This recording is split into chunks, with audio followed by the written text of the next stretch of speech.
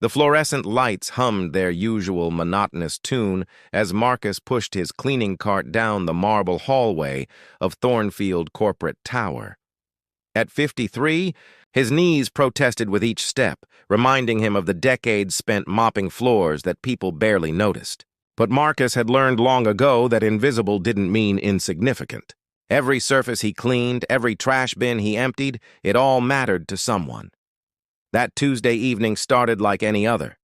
The building had mostly emptied by 7, leaving behind the ghosts of 1,000 conversations and the faint smell of expensive coffee. Marcus was finishing the executive floor when he heard it, a soft, frustrated sound coming from near the elevator bank. Not quite a cry, but something close, something that spoke of confusion and fear.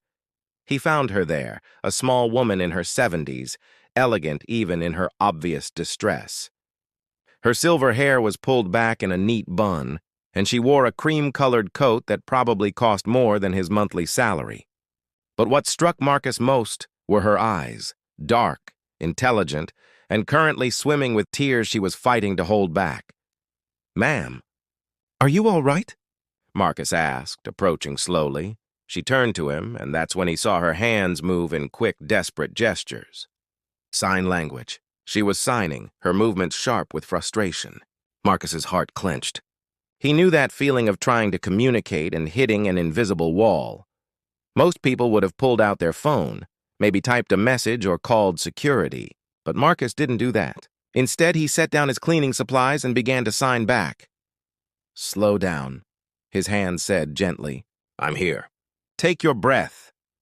The woman's eyes widened, and relief flooded her features so completely that she had to steady herself against the wall. Her hands moved again, slower this time.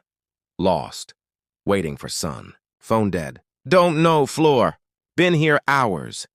Marcus felt anger rise in his chest, not at her, but at a building full of people who must have passed this frightened woman without stopping, without trying to understand. He'd seen it before. The way people looked through those who couldn't communicate in the normal way. It was a particular kind of loneliness he knew too well. "I'm Marcus," he signed. "Let's figure this out together." He guided her to a bench near the windows overlooking the glittering city. Sitting beside her, he learned her name was Elise. She'd come to meet her son for dinner but had gotten turned around. Her phone had died, and without it, she had no way to reach him or remember which floor his office was on. For the past 3 hours, she'd tried asking for help, but in the rush of people leaving work, no one had stopped long enough to understand. Marcus knew that feeling, too. His daughter Emma had been born deaf 28 years ago. She'd taught him sign language when she was just 5 years old, her tiny hands shaping words with such determination that he'd had no choice but to learn. "Daddy," she'd signed one day, "if you don't learn my language, how will you know my heart?" So he'd learned, staying up late with library books and online videos until his hands could speak what his voice couldn't convey to her. "Your son's name?" Marcus asked Elise. "Jonathan.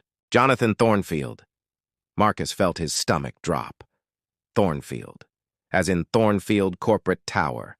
As in the man whose name was on the building, whose face appeared in Forbes and Fortune, one of the wealthiest tech moguls in the country. And Marcus was signing with his mother on a bench at 7:30 on a Tuesday night. But if Marcus was rattled, he didn't show it. Elise was still just a frightened woman who needed help, regardless of who her son was. "I know exactly where his office is," Marcus signed with a smile. "Let's go find him. But first, are you hungry? Thirsty?" Elise's face softened and she nodded. Marcus disappeared for a moment and returned with a bottle of water and a protein bar from his dinner stash. They sat together, and while she ate, they talked. Or rather, their hands talked, about everything and nothing. She told him about growing up deaf in a time when fewer people understood, about the isolation of being unable to communicate. He told her about Emma, now a successful graphic designer in Portland, about the fear he'd felt when she was born and the joy she'd brought to his life. "She made me better," Marcus signed. "Made me see the world differently." "That's what good children do," Elise signed back, her eyes warm. "They teach us to be more than we thought we could be." When Elise was ready, Marcus walked her to the top floor. The executive suite was dark except for one office blazing with light at the end of the hall. Through the glass walls, Marcus could see a man in his 40s, phone pressed to his ear, pacing frantically. Marcus knocked. Jonathan Thornfield spun around and his face transformed from worry to overwhelming relief in an instant. He dropped his phone and rushed to the door, pulling his mother into a fierce hug. Over her shoulder, his eyes met Marcus's, and they were filled with tears.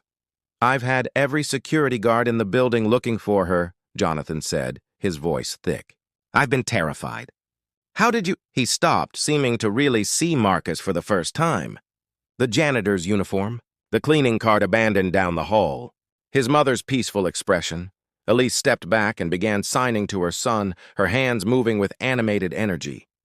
Jonathan watched, occasionally signing back, though Marcus could tell his skills weren't quite as fluent. When she finished, Jonathan looked at Marcus with something like wonder. "She says you saved her, that you were the only person in 3 hours who stopped to understand." Marcus felt his face grow warm. "I just did what anyone would do. But that's not true, is it?" Jonathan said quietly. "No one else did. They saw her as an inconvenience, a problem. But you saw her as a person." The next morning, Marcus arrived at work to find his supervisor waiting with an odd expression, something between bewilderment and barely contained excitement. "Mr. Thornfield wants to see you. Top floor. Now!" In Jonathan's office, with Elise sitting beside her son, Marcus learned that his simple act of kindness had rippled into something he never expected. Jonathan wanted to hire him, not as a janitor, but as the director of a new initiative, the Thornfield Accessibility Program. The position would involve training staff in sign language and other communication tools, ensuring the company's buildings and services were truly accessible to everyone, and consulting on how to create work environments where no one felt invisible. The salary number Jonathan mentioned made Marcus's head spin, but more than that, it was the purpose that seized his heart.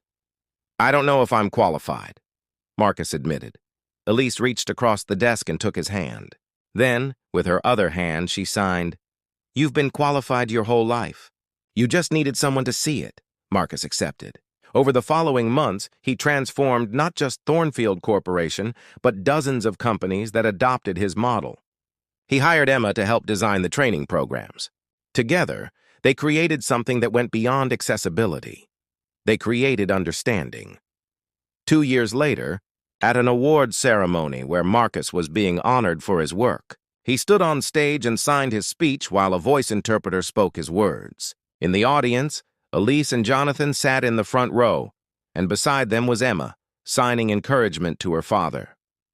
"I learned something important as a janitor," Marcus's hand said. "I learned that the most valuable thing we can clean isn't floors or windows. It's the barriers between people, the walls we build through ignorance and impatience. Every person you meet is carrying an invisible story. Sometimes all they need is someone to stop, to see them, to try to understand their language, whatever form it takes. That's not kindness. That's just being human. And being human is the most important job any of us will ever have." The applause that followed needed no translation.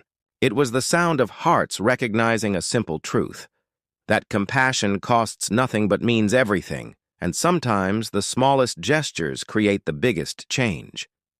Marcus had cleaned floors for 30 years, but in one evening, through one act of humanity, he'd helped clean away something far more important, the invisible barriers that keep people apart. That night, Elise signed to him one more time. "You didn't just help me find my son. You helped my son find something he'd lost, the understanding that success means nothing if we can't see the people right in front of us." Marcus smiled and signed back. "You both taught me something, too. That being seen is a gift we should give freely, to everyone, every day." And in that moment, in that simple exchange of hands, speaking what hearts felt, was the truth that would guide Marcus for the rest of his life. We are all just people, trying to be understood, hoping someone will stop long enough to learn our language, whatever beautiful form it takes.